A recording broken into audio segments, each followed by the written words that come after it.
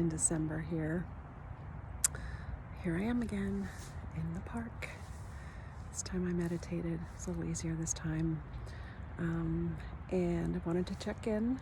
It is already the first moon cycle of the 2023 journey, of my 2023 journey, the way I move through life. And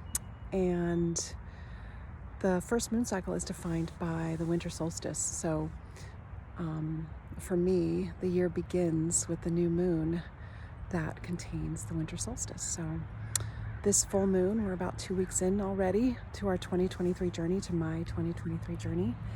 And so just wanted to share a little bit about what's going on for me. Kind of feel like I'm all over the place right now. Not surprising. The metaphor that I always see at this time of year as we're coming into the winter solstice is like we're a car or a train pulling into our destination, and these are fogging up. I'm gonna take them off, and we're out of gas. We are out of gas, and it's taken some effort right now because there's so much going on. So one of the things that I'm really working on is just staying really present to my own energy, present to not giving a lot of it away out in unnecessary places. Really just sort of the energy of like gliding, not running, gliding through this holiday season. So that's one of the things that I'm working on. In terms of this moon cycle, every year it's just so perfect. This is the 4th or 5th year that I've moved through this, and I just see it so much more clearly every year. I think, oh, I've got it this year. I've got it. And then the next year I'm like, whoa, no, I've got it. And here's another year. Like, oh, I've got it. We just get it more and more and more deeply. But what I'm understanding is what accepting our autonomy in this first moon cycle means. And a lot of it has to do with accepting of what is going on around us that is not ours. And for me, I think for all of us in our own unique ways, it's about accepting where other people are and what is going on for them, and recognizing that it's not ours. That's a difficult time a difficult thing, because this time of year in particular, there's a high contrast of pain, sadness, darkest time of the year, and then this sort of season of light and joy and gratitude and giving and all of that. And for me, my life this time of year has in the past been a lot about seeing other people's pain and then being responsible for it myself. And definitely not wanting to share sort of my own joy, because I don't want to make other people feel bad. And so for many years, I just sort of dove into my pain, I guess so that I could belong on some level. And then just took responsibility for trying to take away everybody else's pain so that I didn't have to feel all of it. And here's an example of how that just showed up for me. 2 examples, actually. Simple, little stuff in our lives. The other day, I got an email from Duolingo, and it said, you are in the top 1% of learners this year. And I thought, well, that's kind of cool. I'm in the top 1% of learners this year. And bless his heart, my partner Brian looks at me and he goes, overachiever. Now, that's playful, that's fun, that's funny, but for me, that goes right in. It just triggers all these things of like, I'm too much, or that somehow it's bad that I'm a quote overachiever.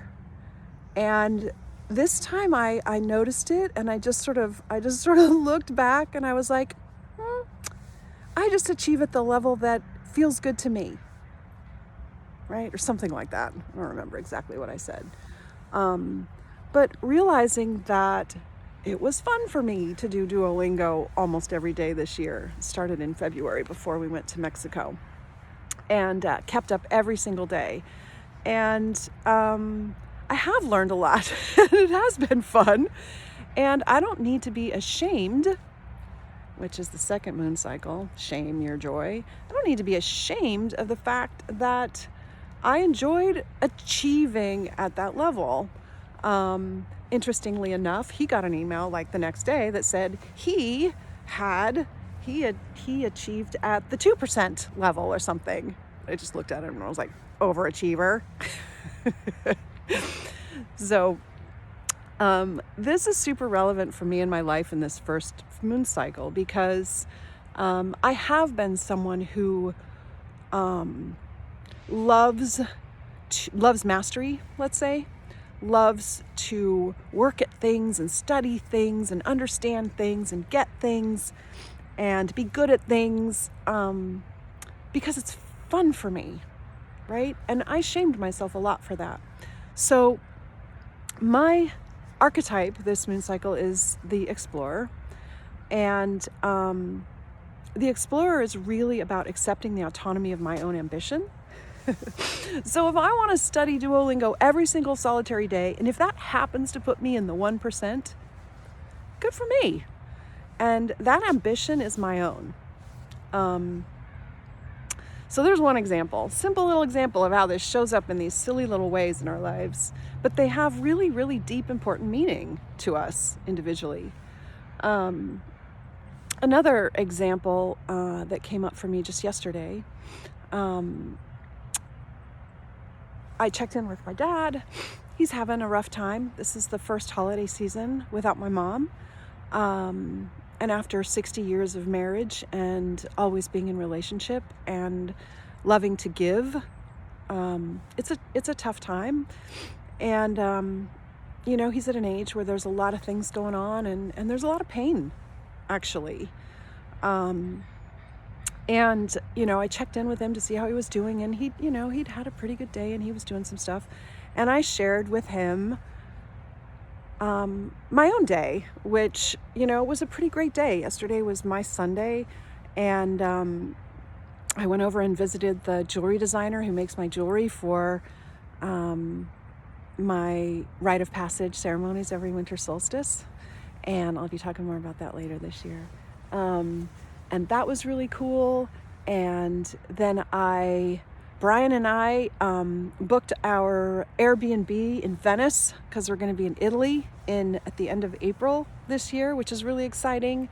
And I came home and I was working on the Journey book launch, because the books, I'm going to pick them up today. And there's going to be a post. Actually, I probably will post that before I post this, but so that's really exciting. And we decorated our Christmas tree last night and watched Love Actually, which is my favorite movie of all time. Just love it. It's masterful. So there was all of this joy, and I sent the email and I instantly felt like, ooh, I shouldn't have shared all that joy. Because he doesn't necessarily have all of that in his life right now. And I got to see for myself, like, no, it's okay. It's okay to share the joy. It doesn't help him to dive into sorrow or try to, be there with him. I can have compassion, which I did. I can have compassion. And I can also share these possibilities, the joy that I'm having in a way that I hope, can inspire him to make some choices. And I know it does inspire him to make some choices for himself, where he also gets to experience some joy. So I really got to see how guilty I felt at having this really full, overachieving kind of day, filled with lots of joy, filled with bringing my own self out into the world through my journey book. And I got to see this high contrast between that joy and these feelings underneath of guilt and and shame and, things like that, and really do the dance this moon cycle right now in this high contrast with these feelings. And so the last thing I'd like to share is just, as I was working on the journey book this year, in the last couple weeks, it just became so clear to me that our work is not about getting rid of those old feelings or those old experiences or that shadow or that darkness. So we're only going to be okay when that no longer shows up for us. That's crazy, because the reality is that's always going to show up for us. It's not about diving into it and being in all the darkness all the time. And it's also not about bypassing it and just needing to pretend it's not there. It's about recognizing it and then allowing it to show us this light that we're realizing, right? Like in my life, the light that I'm realizing, that my joy doesn't hurt other people. My overachieving, isn't causing other people pain. And I don't have to give up my own joy or light or love to try to, I guess, not hurt somebody or give that up in a way where I'm trying to take on other people's pain so that I can be happy. I get to just do this dance where I go, okay, I feel that came up for me. That's real. That was real for a long time in my world. And that reality is starting, to shift for me in terms of how I see myself and how I see my own individuality, how I see my own, the autonomy of my own ambition in life. And what that, I guess, is for me is that I want to experience the fullest expression and value of my own one-of-a-kind existence. And for a long time, I spent my life trying to get everybody else to do that. And I get to accept the autonomy of my own ambition, experiencing the fullest expression and value of my own one-of-a-kind existence. And in the process, what I hope and what I'm doing is I've learned a lot. My 59th birthday is coming up in January. Holy shit. That cannot be me. But I've learned a lot. I've made a major comeback in my life, from being a day away from dying and losing everything to diving in and exploring and researching and doing my own work and pulling myself out and rising up again. And so my goal is really to just do that for myself and in any way possible,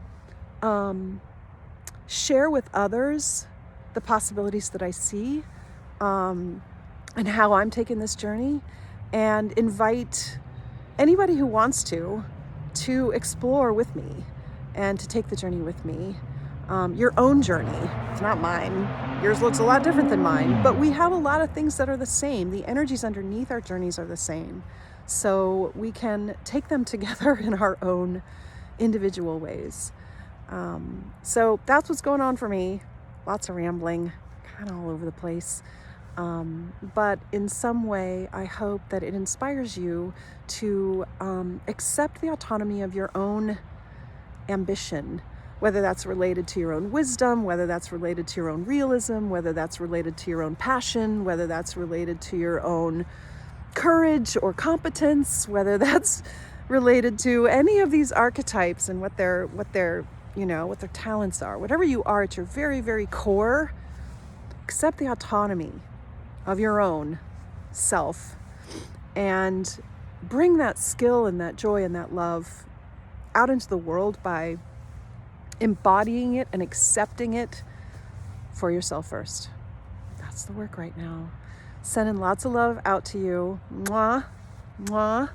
Look forward to taking this year's journey with y'all. Okay, bye.